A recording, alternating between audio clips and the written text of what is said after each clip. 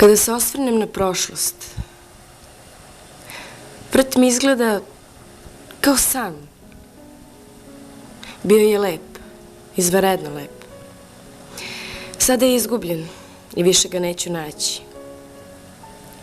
Vrt je izgubljen, ali našla sam njega i zadovoljna sam.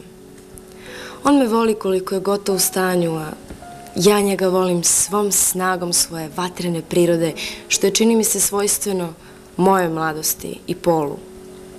Ako se zapitam zašto ga volim, vidim da ne znam, a i ne želim da saznam. Zato mislim da je takva vrsta ljubavi nije proizvod razuma i računice. Rekla bih da mora biti tako. Neke ptice volim zbog njihove pesme, ali Adama ne volim zbog njegovog pevanja, ne. Nije to u pitanju. Što ono više peva, sve mi je teže da se s tim pomirim. Ali ipak ga molim da peva, jer hoću da naučim sve što njega zanima. U početku to nisam mogla da podnesem i bilo mi je teško. Sada mogu, navikla sam se. Od njegovog pevanja se i mleko ukiseli. Ma naviknuću se ja na to kiselo mleko.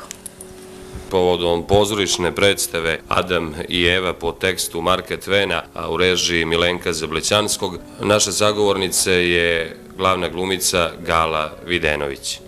Gala, pozorišna predstava Adam i Eva je žanrovski čista, a reč je u stvari o komediji ili ti parodiji na temu nastanka sveta. O samom radu na predstavi. Pa mislim, mogu da ispričam ceo početak, kako je došlo do toga da se radi između mene, Milenka i Dragana. U početku, pre 2 meseca, Milenko me zvao, pitao me da li hoću da radim uopšte to.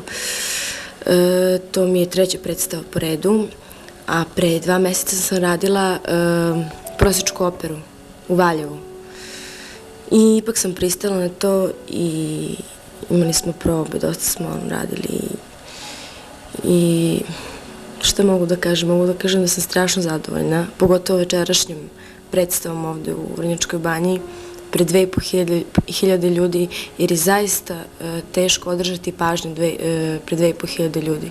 Da te sati nešto, mislim, gledaju i slušaju.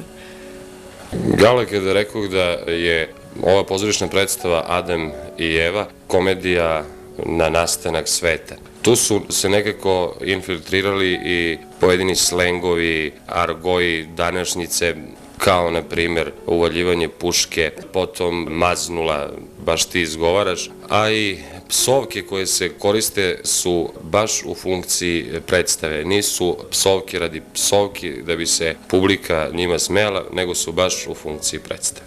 Da. Kako je sve bilo na probama? Kako je bilo na probama? Što se tiče toga? Pa mislim, to je sve u tekstu napisano. Milenko je nazovi dramatizaciju napravio i mislim da to zaista uopšte niti je vulgarno, niti smeta, čak publika fantastično reaguje na to kad baš Vujke kaže. Da, kaže ono što kaže. Gala, u svakom slučaju da si primetila i tamo na Gardošu kod Kule Sibinjani Janka na onoj otvorenoj sceni i ovde u Vrnjačkoj banji da je struktura publike različita i da su različite starosne dobi i da ne napuštaju predstavu. Kako to komentarišeš? Pa mislim da je ovo za svakoga predstava, bez obzira na godine. Naša sagovornica je glumica Gala Videnović. Gala, gosti Vrnjačke banje, Vrnčani, pamtete po filmu Bal na vodi i uopšte publika te najčešće vezuje za taj film. Bal na vodi je zaista bio glumački bal Gale Videnović, a potom evo Gale i u pozorišnim predstavama, Gala film i pozorište. Nešto o razlikama, reci. Mislim, mogu samo da kažem da sam otkrila nešto fantastično, nešto novo. Ovo je moja 3. predstava, prva je bila pre 3,5 godine, recimo, gde sam uskočila bukvalno u roku od 24 časa u Krunski svedok Srbe Božinovića. To je jedna mala ulogica, ali opet to je moje prvo iskustvo na sceni.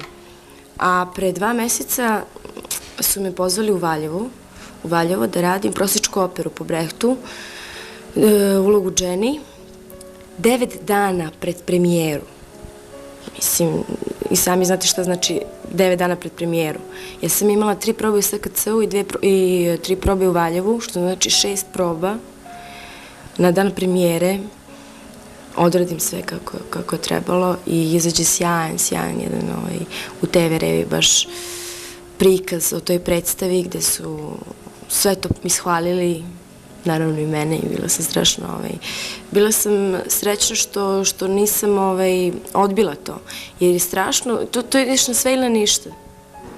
Mislim, prihvatiti nešto, to je rizik veliki. Ipak. A to što si me pitao za razliku, pa u početku, mislim, ja sam snimila 7 filmova,